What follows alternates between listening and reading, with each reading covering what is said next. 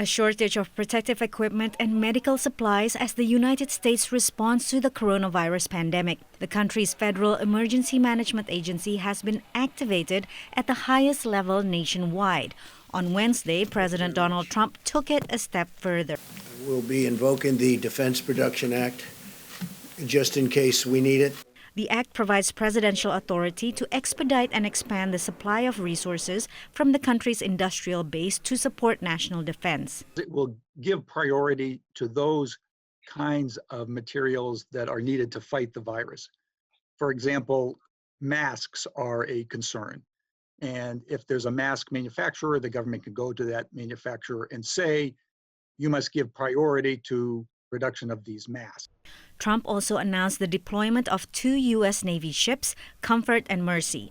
The ships are literally floating hospitals, often deployed for humanitarian assistance in natural disasters.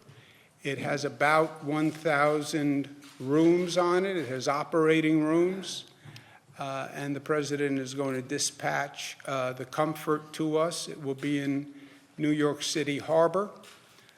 This will be, it's an extraordinary step, obviously. The USNS Comfort is undergoing maintenance and will deploy to New York in the coming weeks.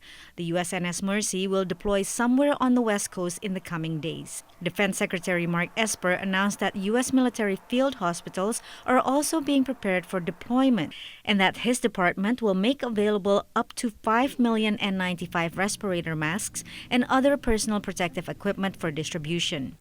The first 1 million masks will be made available immediately. Next, we are prepared to distribute to HHS up to 2,000 deployable ventilators for use as needed.